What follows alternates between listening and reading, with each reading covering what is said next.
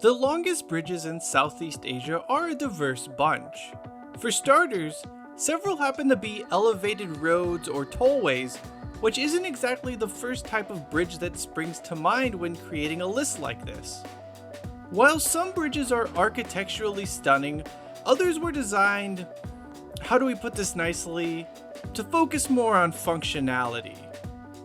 Many of the longest bridges in Southeast Asia are new, which obviously coincides with the region's rapid development.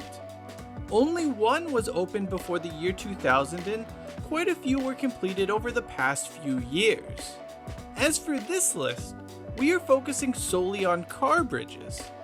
While there are several rail bridges in Southeast Asia that would qualify as being the longest, these aren't particularly memorable. They tend to be really long public transit structures, such as the airport rail link line in Bangkok that just most people wouldn't picture as being a traditional bridge. With that out of the way, let's take a look at the longest bridges in Southeast Asia.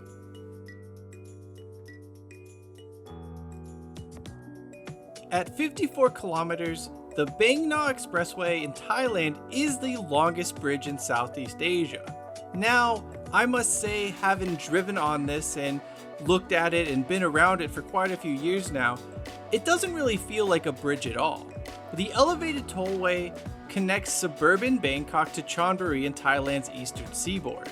It's very long and sits above Route 34, which is one reason you don't really think about it as a bridge. It just sort of sits there above the road. The Bang Na Expressway was actually the world's longest bridge when it opened in 2000 and remains the longest car bridge in the world to this day. The length is certainly impressive, even if you don't necessarily realize how long it is or even picture it as a bridge at all.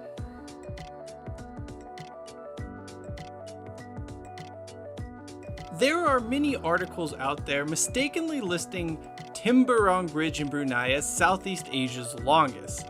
It is most certainly not. However, the road is still quite remarkable and it is the longest bridge over water in the region. Brunei built the Temburong Bridge to connect the country's mainland with its Temburong district, which is separated on land by Malaysia. Prior to its opening in 2020, the journey took 2 hours each way and required the drivers to pass through a pair of border crossings from Brunei to Malaysia and then Malaysia back into Brunei. This obviously was not ideal. The bridge means the journey now takes only 30 minutes, way down from the 2.5 to 3 hour journey previously.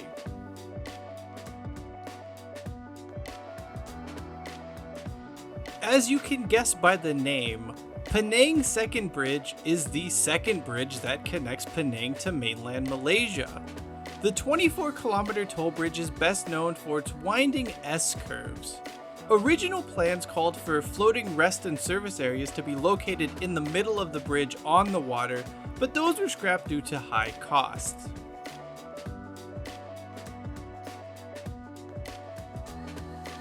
Nearly 30 years before the Penang Second Bridge welcomed drivers, Penang Bridge ushered in a new era for the island, making it possible to drive directly to mainland Malaysia.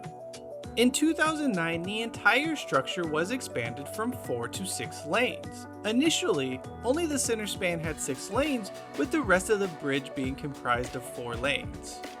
So, which bridge is more popular? Well, it's the first Penang Bridge by a pretty wide margin. In fact, many people find the location of the second bridge to be extremely inconvenient and usually bypass it altogether.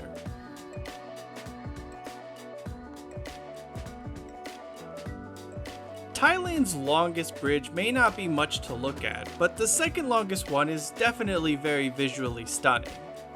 Bhumibol Bridge is actually made up of 2 bridges that are connected by an interchange in the middle.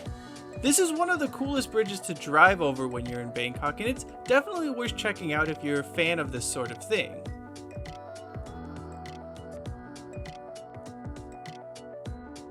Bali Mandara Toll Road was designed to be a shortcut allowing tourists to get from the international airport to the more popular destinations in the southern part of the island.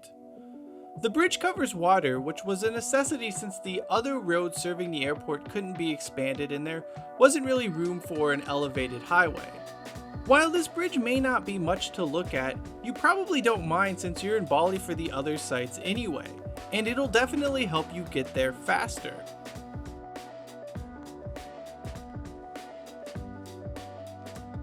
Getting to or from Ninoy Aquino International Airport was kind of a nightmare before the opening of the NAIA Expressway in 2016. The traffic, which is almost always a nightmare in Metro Manila to begin with, was especially bad to the airport with the congested NAIA road not being capable of handling the volume.